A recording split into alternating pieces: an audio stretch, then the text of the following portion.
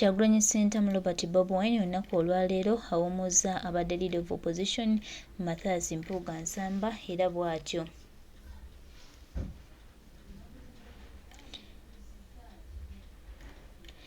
bw'atyo munnange n'abukwasa omukulu Honorable Joel Ssenyonyi. Kaakati baganda bange ebigambo byebyo byebivudde ku kitebe kya Nation Platform.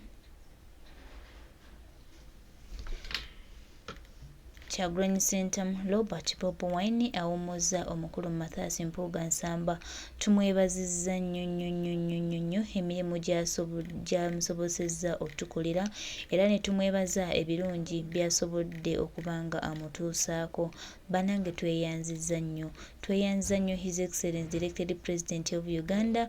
Mwebale nnyo. Olutalo agali awamu ge galuma ennyama, agali awamu ge gatutwala mu maaso, ate tukolaganira wamu okulaba nga tutereeza eggwanga lyaffe lino Uganda okutambula nga litambulira ddala wamu.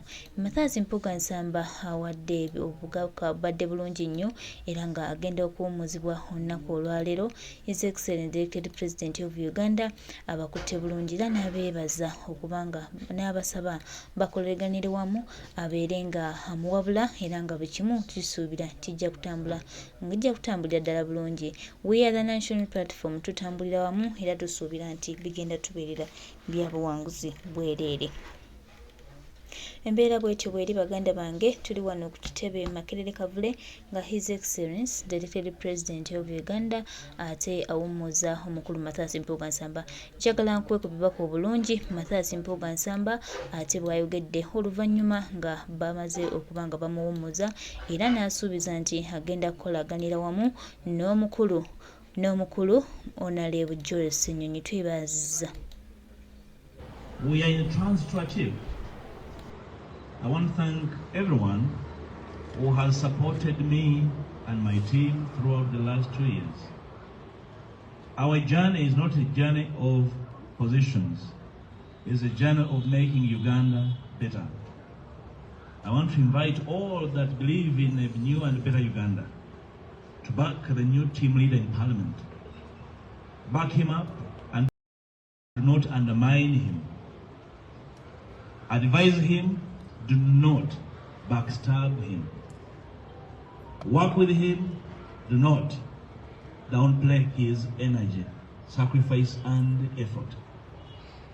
To my new team leader, you have my back. And to my party, the struggle continues. I'll be available to back the new team leader and we see a better Uganda. I thank you most sincerely for God and my country.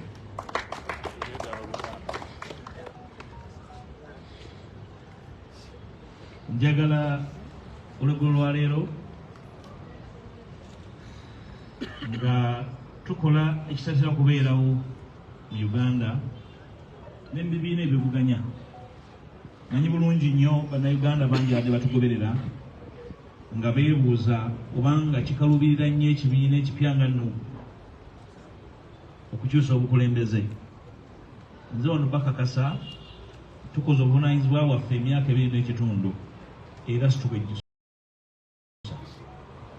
Njagala okwebaza bonna betutambule nabo, okwebaza mu ngeri enjawulo ekibiina kyaffe ne President abanteekamu obwesige ne ttiimu gye bankwasa okubumbabumba ekibiina ekito ekyali kisaasaanye okijjamu omulamwa n'okuba nga ku ssaawa eno kamera z'eggwanga zikitunuulidde.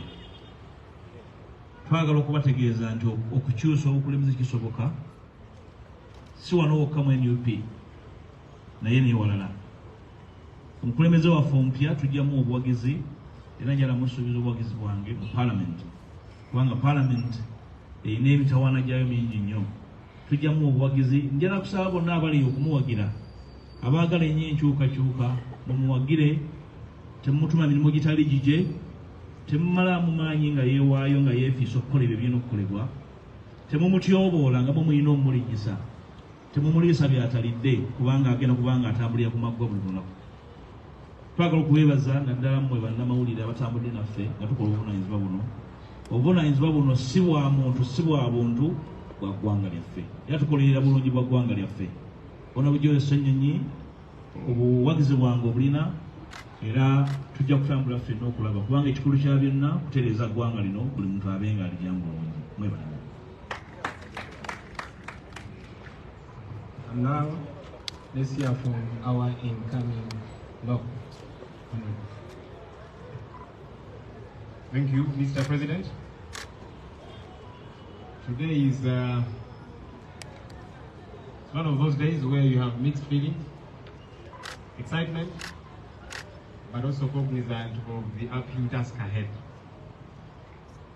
I want to appreciate my party leadership for entrusting me with this responsibility. It's a huge, huge responsibility. But I believe God is going to help me to execute this responsibility.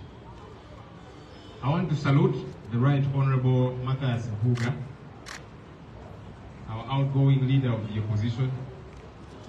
He has led in very difficult circumstances. The expectations were high from across. Sometimes he was expected to do work that government should be doing. And he bore that burden, but he remained strong. At some point I thought he would give way when there was a lot of fire from left, right and center, but he kept leading us amidst difficult circumstances. And to you, sir, I want to say, I'll keep looking up to you in many ways to guide me on how to operate. And I'm glad you have offered to give me assistance and guidance. I will look forward to that because we keep learning. The Right Honorable Egobezza Mpuga has been in politics for quite a bit of time. This is his third term in Parliament. It's my first time in Parliament, so I have every reason to keep consulting him and the other colleagues on how we ought to do the work that we ought to do. But I'm so glad that he has extended and offered to keep giving guidance, and the rest of the team. And of course, I count on my party leadership and the party membership to be able to do this work. And the team in party.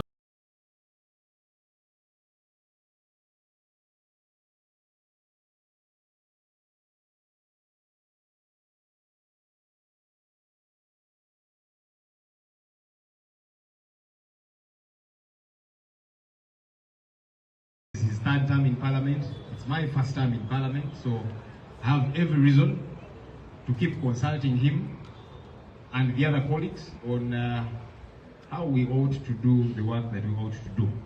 But I'm so glad that he has extended and offered to keep giving guidance, and the rest of the team. And of course, I count on my party leadership and the party membership to be able to do this work. And the team in Parliament that I will be offering leadership. I'm not the most experienced, I'm not the most educated of that team. I don't know, I might not even be the most deserving according to some people, but such is leadership. I look forward to working with all the teams, not just the National Unity Platform from where I come, but the other parties in the opposition to work together because we are more similar than we are different. I want to call on the people of Uganda. The task of change in our country is for all of us. That task should not be relegated to just Parliament. That task should not just be relegated to our President and the party leadership. That task is for each and every one of us. You don't even have to have a position anywhere. But as long as you are Ugandan and you want better, that task is for all of us. So in Parliament, we will do the best that we possibly can, and we shall. I want to give you my commitment because the law is clear. Rule 14(1) of our Rules of Procedure provides that the cardinal role of the leader of the opposition is to keep government in check.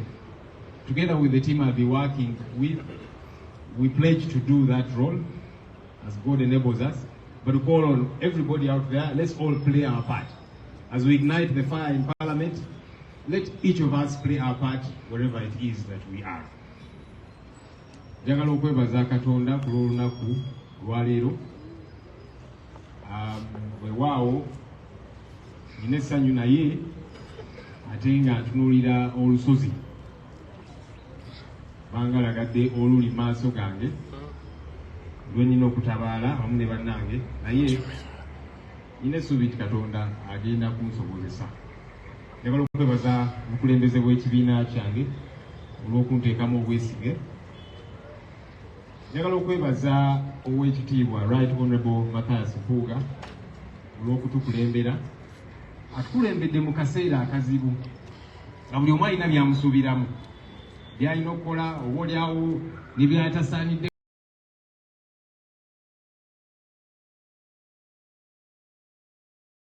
kukola kubanga tebiri mu doketi ye, naye nga abadde bamusuubiramu bingi ng'ate nabo bangi, naye asobodde okusigala nga atukulembera, atumwebuuzaako, ate n'asigala nga mugumu. Ssebo twagala okwebaza olw'okutukulembera, era njagala n'okwebaza kubanga owaddeyo obweramu okutukwata ku mukono. Naddala nze nja kutawaanya nnyo ssebo, akwebuuzaako kubanga obadde mu kifo kino, obadde mu paalamenti, kati eno ttaamu yo yakusatu, nze eno yesooka. So nja kwebuuzangako nnyo kubanga munange bino si bya competition ani asinga, kubanga n'abantu bengenda okulembera bangi bansinga emyaka, bangi bansinga experience, oba olyawo n'obusobozi ng'omu agamba nti maybe Ssenyonyi si yeyali badde asaanidde, oli yeyali badde asaanidde, naye ebya Katonda bwe bityo bibeera. So mpa obweyamo nti nja kukolaganira wamu ne ttiimu mu parliament, si just bannakibiina bannange mu NUP naye n'ebibiina eby'enkyukakyuka bannaffe abalala. Saba tukwatire wamu, nja kubeebuuzangako nnyo, sijja kubeera mufuzi, nja kubeera mukulembeze mu nsonga eno. Nja kusembayo ne kino nti ensonga enkyukakyuka kikulu nnyo buli munnayuganda n'agyetabamu. Tuleme girekera paalamenti yokka, tuleme girekera obukulembeze bwa NUP. Buli omu wooli ne woba nga tolina kifo, kikukakatako nga munnayuganda okukola ky'osobodde okukola, kola nti enkyukakyuka eno ebeerawo. Ffe nga paalamenti tujja kukola kye tulina okukola, era tujja kukuma, mujja kulabanga. Naye nga bwe tukukuma, tusaba nti naffe ffenna bannayuganda yonna gye tuli twegatteko. Tekijja kuyamba nga action eri wali just mu paalamenti wokka, otherwise kijja kubanga kyakunyumirwa abali eno ne musanyuka nti paalamenti batwogedde naki nate ffe tetukoze kye tulina kukola. So nsaba nti ffenna tukwatire wamu mu nsonga eno ey'enkyukakyuka, era nina essuubi Katonda ajja kunkwatirako awamu ne bannange. Mwebale nnyo mwebakidala. Thank you very much. Ladies and gentlemen, those that doubted in the formidability of NUP, those that doubted in